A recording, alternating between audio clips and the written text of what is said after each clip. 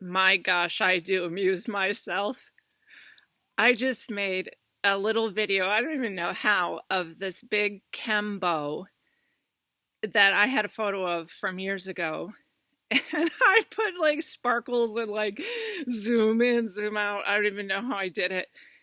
Because I had this comment yesterday on my page about my blog that that's a terribly depressing way to live.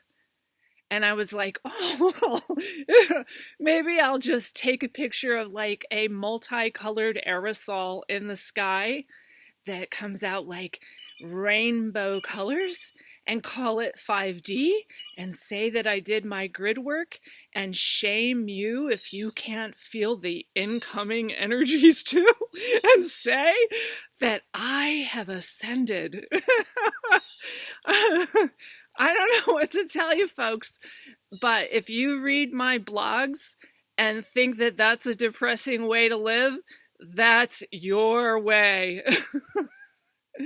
Okay, I decided to just bring you out to my yard in my garden, and I have pulled the mulberry tree, and I've been cutting the perennial herbs back because I'm trying to save that sage to make some sage muffins for the Freedom Unity Fest in East Johnson this Saturday, the 24th of September. And I've been writing for a while some blogs about defunding the matrix. And I have been doing some journeys with people into the void, which is something that I experienced back as a shamanic practitioner. And I am going to speak to you about this realm and how to leave this realm without being caught in a reincarnation loop and a trap. And during this time, another wonderful friend told me to read a particular book. And, you know, it's just amazing, really, serendipity how I have so many wonderful clients and friends, and that they know what books are available out there. And then somebody put that book up. It's actually free. You can get this book. And I'm going to try and put it at the bottom of this video in the comments so that you can get this book for free. Alien Interview. And I'm not saying at all like we should depend on the aliens or the aliens are going to save us or anything like that. What this book is from 1947 when a being from Roswell was recovered, and the only person that could communicate with her telepathically was a nurse, and she actually refused to communicate with any of the other personnel, which I think is really telling.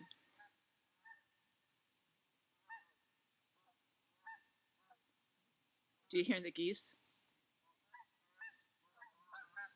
Yeah, I love my home, and I have created a paradise here on earth because I do believe when I did die, I went to the void.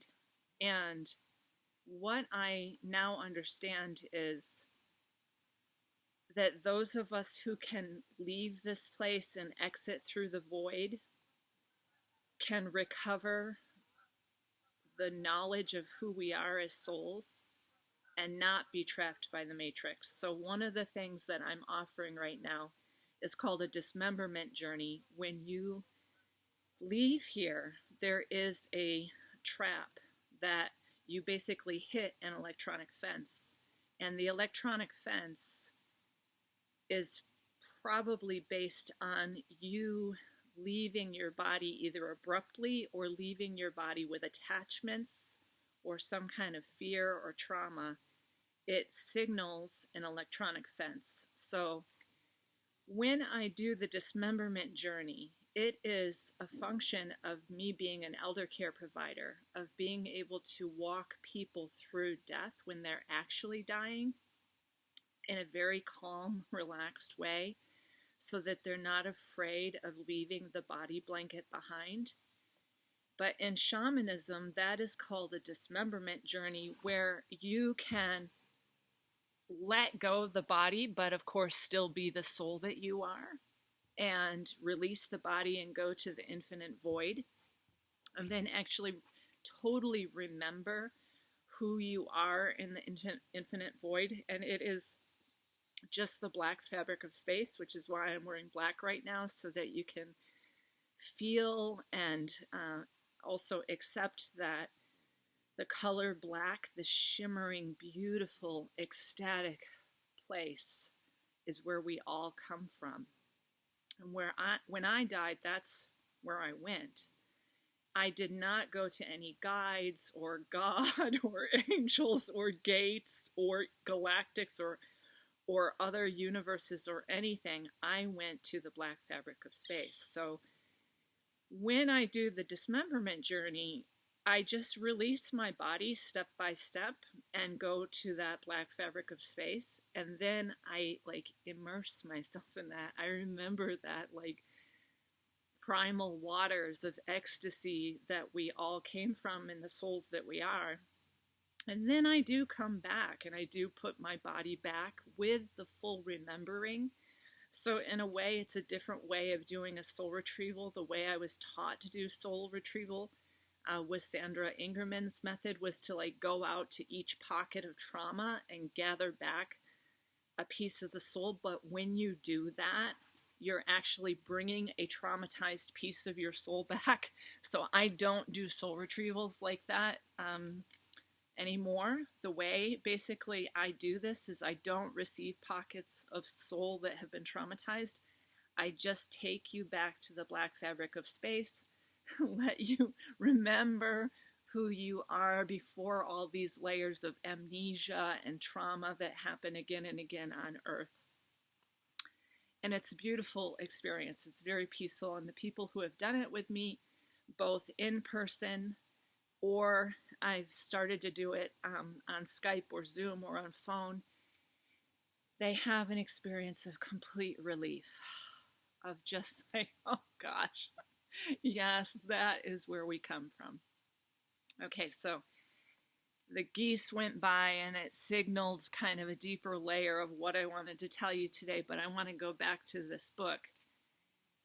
This book is really helpful because it explains exactly how there is an electronic wall here, that when you die, your body gets jarred into this space of the white light, and the white light possibly could be the moon, which is why I think the moon is truly a harvesting satellite here in the solar system. And Tony Sayers, whose video I shared a couple of blogs ago, also agrees that that white light thing is probably the moon. So when you go there, then you get this life review and you're told you could fix this, you could fix that trauma, that ancestral healing, that karma, you did that bad thing, you can come back and fix that. And I want you to know that karma is a complete false notion. That when you're here, you get a solar system map, which is called your astrology, and it puts a whole bunch of junk on you that is not yours. And I know that because when I was studying with Demetra George, and I have Persephone and Proserpina in the first house, I said, geez, did I deserve what happened to me? My childhood was quite difficult. Any of you who really know what went on, I'm going, did I deserve that? And she said, well, if you deserved that, how did it start? I mean, who abused who violated who raped who beat up who murdered who, where did it start? So that reincarnation trap and the come back and fix your karma is total baloney. Because when you come back, you'll get another astrological map and there'll be all kinds of asteroid archetypes in it that may or may not be yours. But they'll be implanted as archetypes in your consciousness. So the way that I use astrology is not to believe that, but to see that that's in there and that that is drawing kind of like an energetic part of you into also believing and having to live out certain asteroids like Vaticana, like Draconia, like Rockefeller, like some very heavy asteroids that I've seen in people's charts. And do I think they deserve that? No way. Absolutely not. Do I think that they're actually a Rockefeller or had something to do with the Vatican? No, I think that that was placed there. Okay, so karma is an illusion. So when you have the soul retrieval that I do with you, basically to the infinite voids, one of the things that we do is we let go of all that stuff. So we also let go of everything that's not you, that has been put on you. And then we also do like a forward, not that time is linear, but any possibilities or potentialities that could also still happen to you, or you could be tricked into, or eat some weird, I have to be careful what I say, so I can get this video on YouTube, eat something that traps your consciousness somehow. We also protect you forward from any kind of harvesting, trauma, or trap that you inadvertently consent to, and come back to the infinite void and then remember that into the bones of the body. Okay, so that it is your basic piezoelectric structure. That is what I do. Now, in this, she says, basically the being that is interviewed says that Earth is a prison. It is an electronic prison also, so that when you do this life review, you get like almost like an electroshock to your beingness, to your very soul, that shocks all the old memories out, so that you come back with an amnesia. You have no idea what you ever were. And if you start to access that, that's probably one of the asteroids that is an archetype that's been placed on you anyways. It may not be you, or voice of God technology, or any subliminal acoustic manipulation that's out there, or your higher self, or guides, or all these things that might be talking in your head saying, we're the angelic group of whatever, which is why I never call any of those in. It's me. I am the soul, and I am all that I need. I don't ever refer to anyone out there or up there or around there, because those are false light, probably technologies. Okay? So when you do come back, you have no knowledge of who you are, and you don't know how long you've been here. You may have been trapped here for millions of years, because it's widely evident that we are quarantined.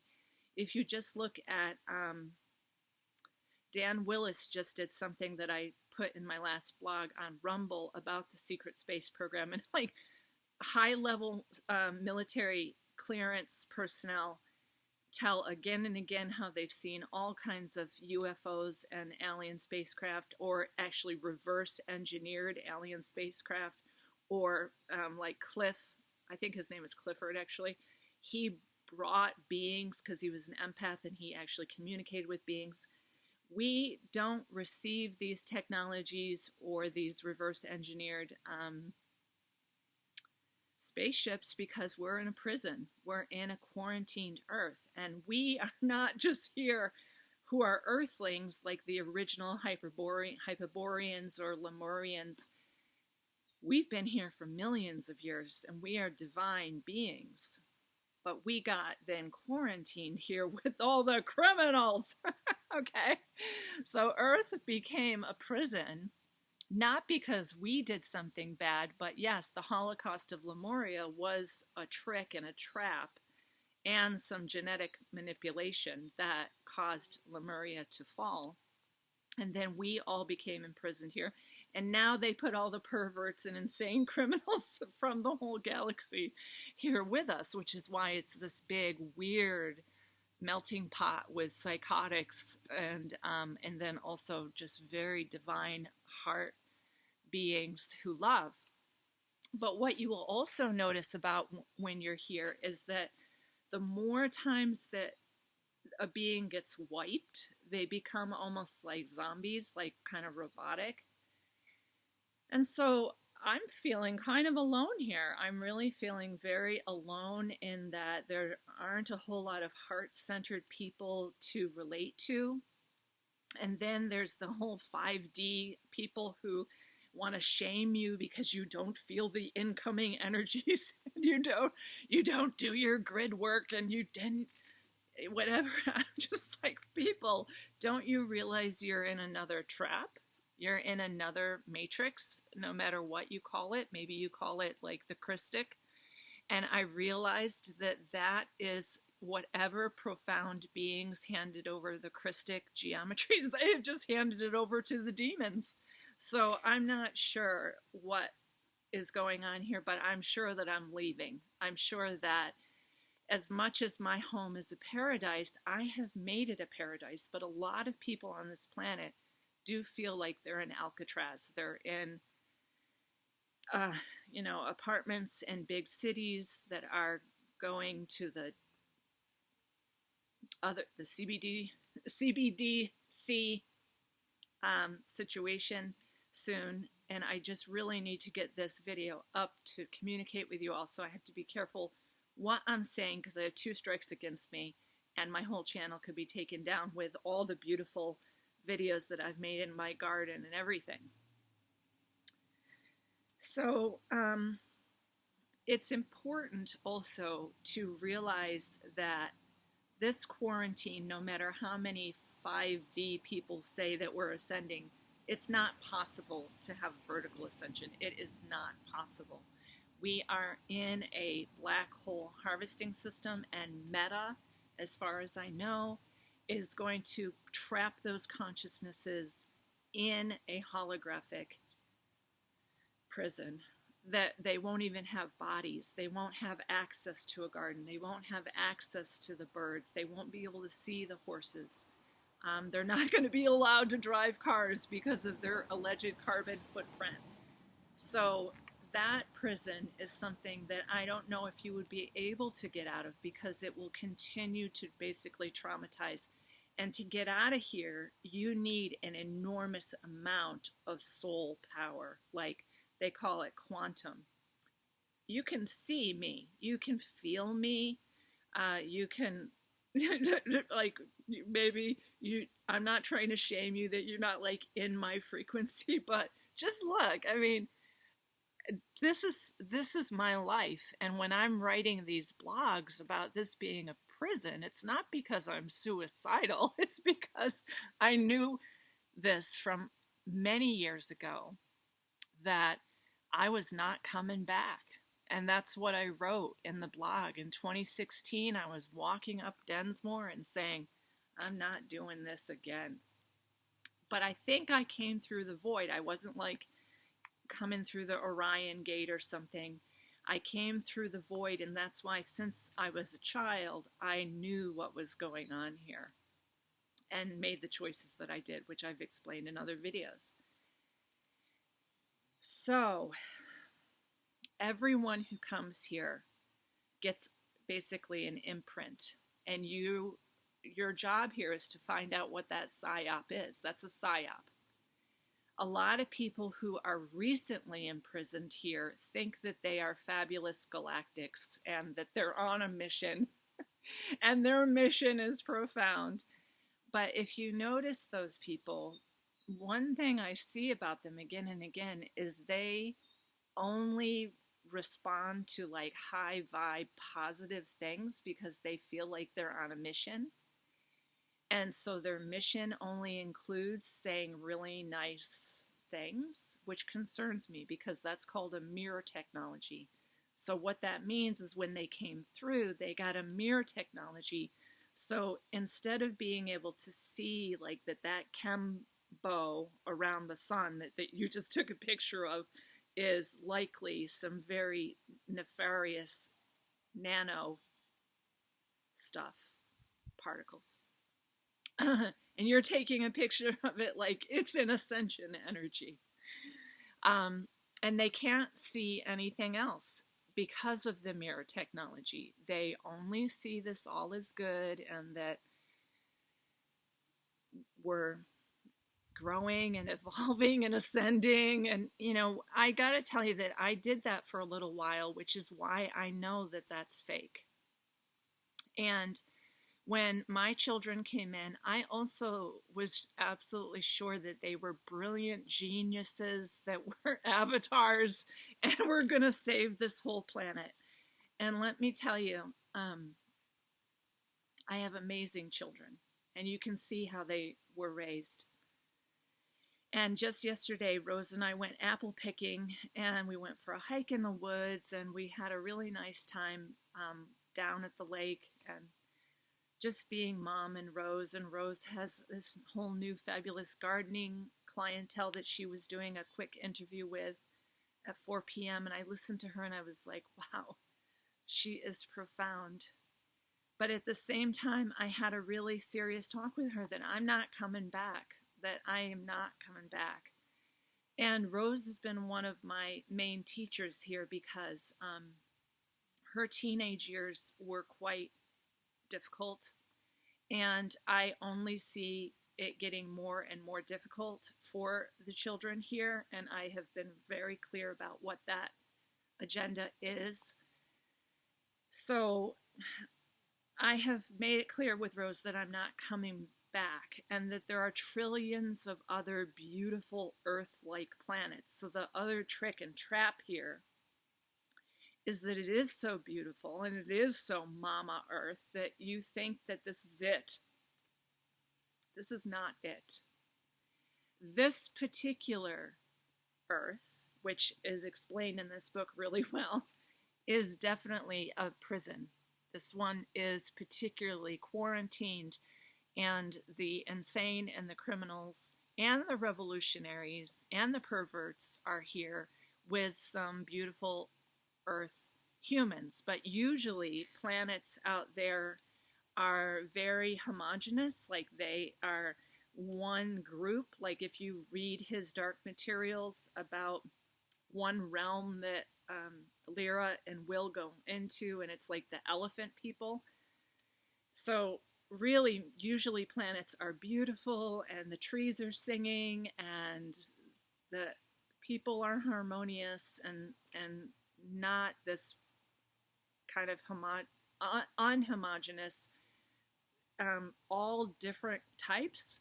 And the thing is that they're not evolving either. So if you put the coded criminals and the coded psychotics who are coded that way, they're not finishing their karma. They are going to remain perverts. Do you think that Ghislaine Maxwell is evolving? Or do you think that she is really just some kind of Orion queen who was imprisoned here because she's a bad character? So you must realize what this is. And while I'm here, like I said, I'm eating my strawberry preserves and my blackberry jelly, and enjoying my horses. And when Curly leaves, because Curly has been having a lot of breathing trauma because of the 5G, I might leave too. And I'm not afraid of leaving. I've been very clear with Claude. He knows this too. It's easy to leave. I've vision quested on top of the mountain enough times to know that if you don't eat or drink for 3 days, you leave. You leave. And vision questing, I believe, part of that was to experience these other realms and to know that we're not this blanket that is the body. Anyways, so I'm offering sessions on letting go of your attachments, defunding this matrix now by experiencing the void and choosing to not be part of any more matrices. You don't need to be in a matrix. Okay? Enjoy your day.